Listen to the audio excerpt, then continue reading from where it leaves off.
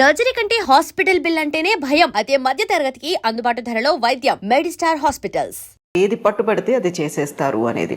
నిజంగా ఇంతమంది వలసదారులు వచ్చారు, అందులోనూ మెక్సికో, ఎల్ సాల్వడార్ తర్వాత భారతీయులు అత్యధికంగా ఉన్నారు అనుకున్నప్పుడు వాళ్ళని కూడా పంపించడం అనేది కొంచెమన్నా వాళ్ళని ఒక మర్యాదపూర్వకంగా గౌరవంగా చూడలేదు. ఎందుకు కాళ్ళకి చేతులకు బేడీలు వేసి ఎందుకు పంపిస్తున్నారు అనే మాట సార్ ఎలా చూస్తున్నారు మీరు? మన కోణ నుంచి చూస్తే పాపం ఏదో బతుకు తెరువు కోసం పోయారు, వాళ్ళని పంపించేటప్పుడు ఇంత అవమానించి పంపించాలని మనకు అనిపిస్తుంది. సహజం, అది సహజంగా దేశంలో కొంత ఆవేదన ఉంటుంది. కానీ ఇంకో కోణ నుంచి చూడండి మీరు, అక్రమంగా వెళ్ళిన వాళ్ళు అంటే నేరస్తులు, ఏదో అన్ని వేసాలు ఉండి అక్కడ చిన్న చిన్న పొరపాటు జరిగిన వాళ్ళు కాదు. లక్షల రూపాయలు ఈ మాఫియాకి, ఏది అక్కడ ట్రాఫికింగ్ దళారులకి ఇచ్చి వెళ్ళిన వాళ్ళు, నిరుపేదలు కూడా కాదు. 30-40 లక్షల రూపాయలు ఎవరు ఖర్చు పెట్టగలరు? అది ఒకటి. రెండోది, మన విమానాల్లో వాళ్ళని తీసుకొస్తే మన దేశానికి పద్ధతి వేరు. వాళ్ళ విమానాల్లో వాళ్ళు పంపిస్తున్నారు, ఎవరు ఒకళ్ళని కాదు. ఆ ప్లేన్లో ఉన్న వాళ్ళంతా ఇలా వచ్చిన వాళ్ళే. వాళ్ళు చాలా డెస్పరేట్ అయిపోయారు అనుకోండి. డెస్పరేషన్తో వెళ్ళింది అక్కడికి. విమానాన్ని మధ్యలో హైజాక్ చేశారనుకోండి, వీళ్ళందరూ ప్రయాణికులు అందరూ కలిసిపోయి హైజాక్ చేసేదో దాష్టికానికి పాల్పడ్డారు అనుకోండి, అప్పుడేమవుతుంది? ఇప్పుడు వాళ్ళని అడిగితే వాళ్ళు ఆ మాట చెప్తారు. ఎందుకంటే మొత్తం విమానంలో కొన్ని సినిమాల్లో మీరు చూసుంటారు, నేరస్తుల్ని జైళ్ళకి వెళ్ళిన వాళ్ళని విమానాల్లో తరలిస్తుంటే వాళ్ళంతా హైజాక్ చేయటం అలాంటి సినిమాలు నాటకీయంగా అనిపించవచ్చు.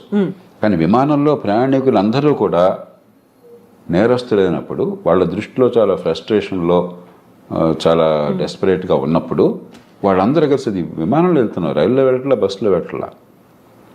ఆ విమానాన్ని ఏమన్నా చేస్తే ఏమవుతుందని చెప్పిన భయం వాళ్ళకు ఉంటుంది. కాబట్టి వాళ్ళు ఫిజికల్గా అదుపు చేయటం, వాళ్ళు పారిపోతారు. విమానంలో ఎక్కడ పారిపోతారు? విమానంలో అందరూ కలిసి దాడి చేస్తే ఆ సిబ్బంది మీద, విమానాన్ని హైజాక్ చేసి ఎక్కడో సివిలియన్ ఏరియాలో క్రాష్ చేస్తానో, మరొకటి చేస్తానో, ఇంకోటి చేస్తానో ఏమవుతుందని చెప్పిన భయం వాళ్ళకుంటుంది. అంచేత నా దృష్టిలో పరిష్కారం దానికి ఏంటంటే, ఈ చిన్న అంశానికి, నిజమైన అంశం ఇది కాదు. నిజమైన అంశం అక్రమంగా వెళ్ళే వాళ్ళని ఆపించాలి. మనం కూడా మన ప్రయోజనాల దృష్ట్యా సక్రమంగా వెళ్ళే వాళ్ళకి నైపుణ్యంతో డాక్యుమెంట్స్ వెళ్ళే వాళ్ళకి ఇబ్బందులు లేకుండా ఉండేట్టుగా మనం వాళ్ళతో కూర్చొని ఏర్పాటు చేసుకోవాలి. అది నిజమైన అంశం. మధ్యలో ఈ కొన్నాళ్ళకి మందేస్తే ఉన్నాళ్ళు గుడిపోయినట్టుగా ఈ చిన్న అంశం మొత్తం చర్చలు పక్కన పట్టిస్తుంది. కానీ దీనికి నా దృష్టిలో పరిష్కారం, మీరు మీ విమానాల్లో గౌరవంగా మాకు దగ్గర తీసుకోండి అని చెప్పంటే దొరకదు. ఈ ప్రశ్న సమాధానం మన దగ్గర లేదు. మనం హామీ ఇవ్వగలమా? విమానంలో కూర్చునే వాళ్ళంతా కూడా ఏ రకంగా లేకుండా చాలా మర్యాదగా ఉంటారని. మామూలుగానే విమానంలో ప్రయాణం చేస్తుంటే ఎయిర్ హోస్టెస్ మరొకళ్ళు చాలా అవమానిస్తుంటారు, అరుస్తుంటారు మన కల్చర్లో. అలాంటి కొన్ని సంఘటనలు చూస్తుంటాం. కాబట్టి మా విమానాల్లో మేము తెచ్చుకుంటాం. ఒకసారి మీరు మాకు అప్పు చెప్పాక వాళ్ళ బాధ్యత మాది అని మనం తీసుకుని అవ్వకండి. మనం సంఖ్యలు వేస్తామో వేయకుండా ఉంటామో అంత మన బాధ. అప్పుడు గొడవ లేదు. అలా పరిష్కారం ఆలోచించాలి తప్ప ఇది భారత్ను అమెరికాకి మధ్య యుద్ధంగా ఈ విషయాన్ని భావించకూడదు. ఉద్రేకంతో మనం సాల్వ్ చేయాలి. ఆ అవతల వాళ్ళ బాధ కూడా గురి కాదు. మన దేశం నుంచి ఉదాహరణకి పాకిస్తాన్కు మరో దేశంలో నేరస్తుని మనం పంపించాం. మనం అమెరికా స్థాయి కాదు. ఆవిడ మన దేశంలో ఉండాలని వాళ్ళని కోరుకోవట్లేదు. కానీ బాగా ఇక్కడే ఉండాలని కోరుకున్నది వాళ్ళకి. అక్కడికి పోతే బీతి అంటే గందరగోళం ఉంది. మరి వాళ్ళని ఏదో రకంగా కట్టడి చేయకపోయినట్టయితే విమానాన్ని వాళ్ళు పక్కదో పెట్టిస్తే ఏమవుతుంది? అంచేత మన విమానాల్లో మనం తెచ్చుకున్నట్టయితే ఇబ్బంది ఉండదు. కాకపోతే సార్, ఇప్పుడు మాల్యా లాంటి వాళ్ళని, నీరవ్ మోదీ లాంటి వాళ్ళు, మెహుల్ చోస్కి వాళ్ళని కోట్లాది రూపాయలని వాళ్ళకి రైట్ ఆఫ్ చేసేసి వాళ్ళు ఎక్కడున్నారో తెలీదు, తెలిసినప్పటికి కూడా వాళ్ళని తీసుకువచ్చే ప్రయత్నాలు ఇవన్నీ జరగనప్పుడు వీళ్ళు పాపం అమాయకంగానో లేకుంటే ఇంకెవరి మాటలో నమ్మి వెళ్ళిపోయిన తర్వాత వీళ్ళని అంత అమానవీయంగా తీసుకురావాలనేది ఇక్కడ డ్యూయల్ రోల్ ఉందా సార్? రెండుకి తేడా. మనం చాలా ఎమోషనల్గా చేస్తున్నాం. నీరవ్ మోదీ కానీ మాల్యా కానీ క్రమక్రమంగా తిరిగి వస్తున్నారు ఇండియాకి. వాళ్ళు ఆ దేశంలో ఎవరే దేశంలో ఉన్నా ప్రజాస్వామ్య దేశాల్లో రాజ్యాంగం కింద వాళ్ళ హక్కులు స్వేచ్ఛలో ఉన్నాయి, ప్రాథమిక హక్కులు స్వేచ్ఛలో ఉన్నాయి. దాని ప్రకారం డ్యూ ప్రాసెస్, కోర్టులకు వెళ్ళటం, ఎక్స్ట్రడిషన్ కోసం మనం కోరితే ఈ కారణంగా మమ్మల్ని పంపించదని వాళ్ళు కోరటం, చివరికి కోర్టు తీర్పు అవటం, అంతా కూడా వాళ్ళు డబ్బులు ఉన్నాయి కాబట్టి మంచి లాయర్లు పెట్టుకుంటారు, కోర్టులకు వెళ్తారు. అంతేగాని మనం తీసుకోవడం మన చేతుల్లో లేదు. మనం ఎవరం కూడా నీరవ్ మోదీనో మాల్యానో మరొకరినో తీసుకురావద్దని మనం అనుకోవటం కాదు. ఆ దేశంలో పోయి దాడి చేసి వాళ్ళని తీసుకొచ్చే శక్తి లేదు, అధికారం లేదు మనకి. వాళ్ళు మనకు పంపించడానికి సిద్ధపడాలి. దానికి ఒక ప్రాసెస్ ఉన్నది. ప్రపంచంలో ఎంత కుబేరుడైతే అంత ప్రాసెస్ ఆలస్యం అవుతుంది. కోర్టులో అంత గట్టి లాయర్లను పెడతారు, అంతగా వాయిదా వేస్తూ పోతుంటారు. అంతే తప్ప ఇక్కడ వీళ్ళని మనం తీసుకురావటంలా. ఆ దేశంలో చట్టాలు ఉల్లంఘించారు, అక్కడ కోర్టులు వీళ్ళ కేసులు ఒప్పుకోలేదు కాబట్టి విధిగా రావాల్సి వస్తుంది. అలా చూడాలి తప్ప దీని ప్రధాన్ని మనం ఒక ఎమోషనల్ కోణం నుంచి చూస్తే పరిష్కారం రాదు. సో ఇప్పుడు టారిఫ్లు విధించడం అనేది అమెరికాకి ఏ దేశం నుంచి స్టీల్, అల్యూమినియం ఇలాంటివి వచ్చినప్పటికి కూడా 25% వాళ్ళ మీద సుంకాలు విధిస్తాము అనేటువంటి ఒక ప్రకటనతో పాటుగా ప్రతి చోట కూడా ట్రంప్ తన మార్కును చూపిస్తున్నాడు అనే మాట వినిపిస్తోంది. అదే సమయంలో పొద్దున ఒక మాట చెప్తున్నాడు, మధ్యాహ్నం ఇంకో మాట చెప్తున్నాడు, సాయంత్రం ఇంకో మాట చెప్తున్నాడు. మామూలుగా ఏంటంటే పరిపాలనలో ఇప్పుడు కూడా విధానం ఏం కావాలని మల్లగొల్లాలు పడుతూ ఉంటారు. కొందరు ఇలా చేస్తే బాగుంటుంది అంటారు, మరికొందరు రకాల దానిలో ఇబ్బందులు ఉన్నాయి, ఇలా చేస్తే బాగుంటుంది అంటారు, మరికొందరు ఇంకో రకంగా అంటారు. ఇవన్నీ చర్చించుకుని నిగ్గు తేల్చి చివరికి ఏది మంచి విధానం ఆలోచించి అప్పుడు పై స్థాయికి పంపిస్తారు. ఓ ప్రధానమంత్రి స్థాయిలో, దేశ రాష్ట్రపతి స్థాయిలో, ప్రభుత్వం స్థాయిలో ఇవన్నీ ఈ ఆలోచనలు, ఈ లాభ నష్టాలని బేరీ చేసుకుని పంపిస్తారు. ట్రంప్ ఏమవుతుంది, పురిలో ఏదో ఆలోచన పడుతుంది, వెంటనే ఆయన దేశాధినేతగా ప్రకటించేస్తున్నాడు. మధ్యాహ్నానికి అది కష్టం అనిపిస్తుంది, వెంటనే మార్చుకుంటున్నాడు. పొద్దున్న ప్రకటించినప్పుడు ఆయన బృందం అంతా వైట్ హౌస్లో ఆయన కేబినెట్ మంత్రులు కానీ లేకపోతే ఆయన ఉన్నతాధికారులు కానీ నేచురల్గా నాయకుడు దేశాధినేత ఆదేశం ఇచ్చాడు కదా ఆయన సమర్థించాలా. మధ్యాహ్నం మాట మారుస్తున్నాడు, మళ్ళీ దీన్ని సమర్థించాలా. సాయంత్రం ఇంకో మాట చెప్తున్నాడు, మళ్ళీ దాన్ని సమర్థించాలా. అంటే ఒక తొగ్గలకి వ్యవహారంలాగా తయారవుతుంది. ట్రంప్ కూడా నిలకడగా, ఎందుకంటే నిలకడగా కొన్ని విషయాల్లో నిలకడగా వెళ్ళవచ్చు. ఇమిగ్రెంట్స్ ఉండటానికి వెళ్ళలేదు, అక్రమంగా వచ్చినటువంటి ఇమిగ్రెంట్స్ ఉండటానికి వెళ్ళలేదు, అక్కడ కన్సిస్టెంట్గా ఉన్నాడు. మంచి వచ్చేటో పక్కన పెట్టండి. అలాగే మరికొన్ని విషయాలు, కానీ కొన్ని విషయాల్లో పొద్దున మధ్యాహ్నం సాయంత్రం ఒక్కసారి ప్రభుత్వం మాట 2-3 సార్లు మారిపోతుంది. అది ఏ దేశానికి మంచిది కాదు. విధానాలు లోతుగా ఆలోచించాలి, తొందరపడి నిర్ణయాలు చేయకూడదు, అన్ని రకాలుగా పూర్వాపరాలు పరిశీలించాలి. వినదగిన ఎవరు చెప్పినా అని చెప్పని మీరు ఏదనుకుంటున్నారో దానికి వ్యతిరేకంగా చెప్పేవాళ్ళ మటుకు ఆలోచించే నిర్ణయం తీసుకోవాలి. తీసుకున్నాక నిలకడగా ఉండాలి. ఇప్పుడు ఆలోచించకుండా తొందరపడి నిర్ణయాలు, నిలకడ లేకుండా వెనక్కి వెళ్ళటం జరుగుతుంది. ఇప్పుడు జన్మతః పౌరసత్వం రద్దుకు సంబంధించి చేసినటువంటి అనౌన్స్మెంట్ అది ఏ దిశలో ముందుకెళ్తుంది అనుకుంటున్నారు సార్? అది జరగదు. ఆ దేశంలో కోర్టులు అంగీకరించవు, ఆ దేశంలో రాజ్యాంగం ఒప్పుకోదు. రాజ్యాంగాన్ని మార్చడం ఎవరి తరమో కాదు. అయితే ఒక్కటే అవకాశం ఉన్నది, ఇది సుప్రీంకోర్టు దాకా వెళుతుంది. బహుశా వెళితే సుప్రీంకోర్టు తీసుకోవాలనేది. మన దేశంలాగా ప్రతి కేసు సుప్రీంకోర్టు తీసుకోదు. అక్కడ కింద కోర్టులో దీన్ని ఆపేశారనుకోండి, సుప్రీంకోర్టు తీసుకోకపోవచ్చు అసలు. మన దేశంలో ప్రతి చెదారం ప్రతి కేసు వెళ్ళిపోతుంది సుప్రీంకోర్టుకి. అక్కడ అట్లా ఉండదు. ఏడాదికి 100 కేసులు చూస్తారంతే. వాళ్ళు ముఖ్యం అనుకున్నాయి. మిగతావన్నీ అప్లికేషన్ పెట్టి మాత్రం కోర్టుకు తీసుకురావాలి. ఊరికే డాకెట్ షీట్ నిండిపోతుంది, కోర్టుకు వేరే పని ఉండదు. ఒకవేళ తీసుకుంటే సుప్రీంకోర్టు తిరస్కరిస్తుంది. కానీ బహుశా ఏది ఆమోదించే అవకాశం ఉంది అంటే గట్టిగా ప్రభుత్వానికి వాదించే అవకాశం ఒకటి ఉన్నది. అక్రమంగా తల్లిదండ్రులు కనుక ఆ దేశానికి చొరబడ్డట్లయితే,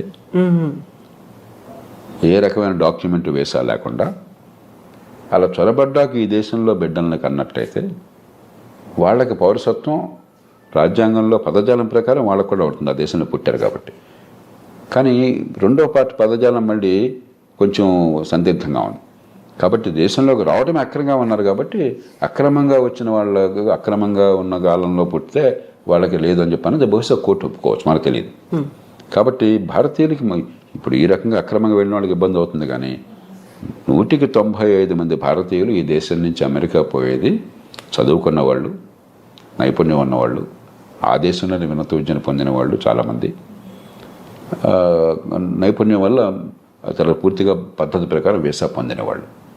వాళ్ళకి ఎలాంటి ఇబ్బంది ఉండదు. మన ఊరికి అనవసరంగా కంగారు పడిపోయేది కొంపనిపోతే అనుకోవడం తప్ప నాకు 100% వాళ్ళు ఏమాత్రం అనుమానం లేదు. కానీ అక్రమంగా చొరబడిన తల్లిదండ్రులకు పుట్టిన సంతానమైనట్లయితే సుప్రీంకోర్టు బహుశా వేరే స్టాండ్ తీసుకోవచ్చు. సార్ మీరు ఇప్పుడు 95% ప్రాపర్ మెథడ్లో వెళుతున్నారు అనుకున్నప్పుడు మిగతా 5%ని విమానాల్లో ఆ దేశాలకు పంపిస్తుంది. మన భారతదేశం వాళ్ళని ఎలా ట్రీట్ చేయాలి, ఏం చేయాలంటారు? అవగాహన కల్పించాలా? మళ్ళీ అవకాశం ఇప్పుడు ఈ దేశంలో 145 కోట్ల జనాభా ఉంది, 54 కోట్ల మంది పనిచేసేవాళ్ళు ఉన్నారు. దానిలో అత్యధికులు అసంఘటిత రంగం, రెక్కాడితే డొక్కాడిన వాళ్ళు, రేపు పొద్దున భోజనం ఎక్కడ దొరుకుతుందో తెలియని వాళ్ళు. కాబట్టి మన దేశంలో వాళ్ళేదో అక్రమ ఖర్చు పెట్టి అమెరికా వెళ్ళారు కాబట్టి వాళ్ళని ప్రత్యేకంగా నెత్తినెక్కించుకోవడం సాధ్యం కాదు. అందరి పౌరులతో సమానం. ఈ దేశంలో అందరికీ ఏ ప్రయత్నాలు చేయగలుగుతాం మనకున్న వనరులతో, మనకున్న పరిస్థితుల్లో, మనకున్న అవకాశాలతో ఆ ప్రయత్నాలు వాళ్ళకే చేస్తాం తప్పితే వీళ్ళని ప్రత్యేకంగా నెత్తిన పెట్టుకోవడం నేను చెప్పిన మాట రుచించకపోవచ్చు. ఎందుకంటే మన దేశంలో 2 రోజులు కొంచెం ప్రచారంలోకి వస్తే అది ప్రపంచంలో మోస్ట్ ఇంపార్టెంట్ ఇష్యూ. అంటే భారతదేశంలో ఈ కోట్ల మంది భవిష్యత్తు అక్కర్లేదా మనకి? కాబట్టి ఖచ్చితంగా ఈ దేశంలో ఉన్న మేరకు ఆ పరిస్థితులను బట్టి అవకాశాలు ఉంటాయి.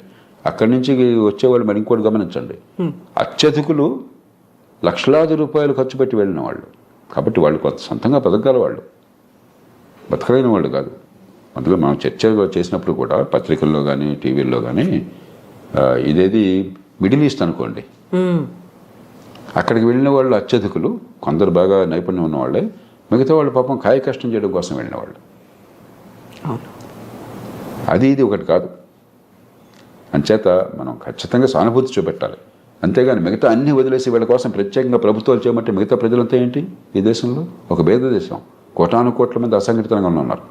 185-90 మంది నెల జీతం లేనటువంటి కష్టపడి పనిచేస్తున్న వాళ్ళు, రెక్కాడి దగ్గర డొక్కాడిన వాళ్ళు. అందరి సంగతి పట్టించుకోవాలి ప్రభుత్వం. అందరితో పాటు తప్ప అందరికంటే ఎక్కువగా నెత్తిన పెట్టుకోవడం సాధ్యమూ కాదు, అవసరమూ లేదు. సో ఇప్పుడు మోదీ విజిట్ అనేది ఉంది సార్, రెండోసారి మా రాష్ట్రపతి అయిన తర్వాత వెరీ ఫస్ట్ టైం మీట్ అనేది ఉంది. ఏం జరుగుతుంది సార్? ఏమేమి ఎక్స్పెక్ట్ చేయొచ్చు మనం? ఇప్పుడు 3 విషయాలు. ఒకటి, ఇవన్నీ పక్కన పెడితే పార్టీ ఏదన్నా ఒకటి అమెరికాలో భారత్కి అమెరికాకి చాలా విషయాల్లో ఏకాభిప్రాయం ఉన్నది, ఉమ్మడి ప్రయోజనాలు ఉన్నాయి.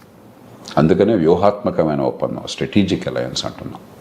ఎందుకంటే చైనా పెద్ద భూతంలా కనిపిస్తుంది, వాళ్ళకి భూతం మనకి భూతం వేరే కారణాల వల్ల. ఆ నేపథ్యంలో దాన్ని మరింత సంఘటితం చేయడం, బలోపేతం చేయడం. రెండోది, ఇవన్నీ ఒక రకంగా చిన్న చిన్న సమస్యలు, పెద్ద సమస్యలు కాదు. మనకేదో పేపర్లో హెడ్లైన్ వచ్చింది కాబట్టి అనిపిస్తుంది, కానీ ఒక 10,000 మంది 20,000 మంది అక్రమంగా చొరపడిన వాళ్ళని తిరిగి పంపించడం అనేది లార్జర్ కాంటెక్స్ట్లో చాలా చిన్న సమస్య.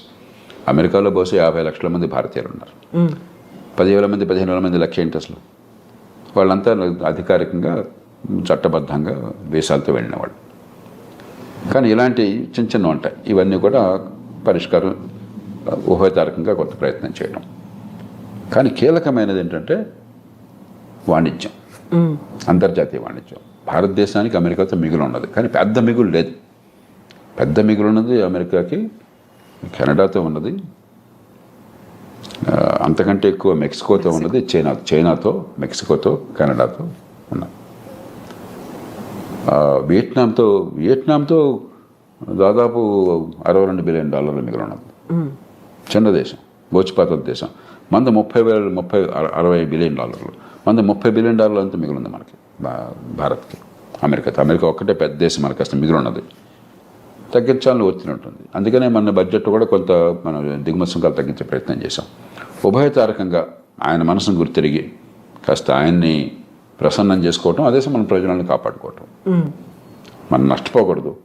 అవతల వాళ్ళకి మీరు అంత భీష్మించి కూర్చున్నప్పుడు వాళ్ళకి ఏదో కొన్ని చూపెట్టాలి.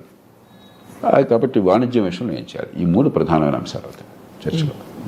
సో మన దగ్గర నుంచి వస్తున్నటువంటి దిగుమతుల మీద కూడా విపరీతమైనటువంటి సుంకం పెట్టబోతున్నారు, టారిఫ్లు విధిస్తారు అనే మాట అంత ఎక్కువ ఉంటుంది. వీళ్ళకి మనకి ఏంటంటే ఇదిగో పుల్లాడి ఇదిగో తోకంటున్నాం మనం.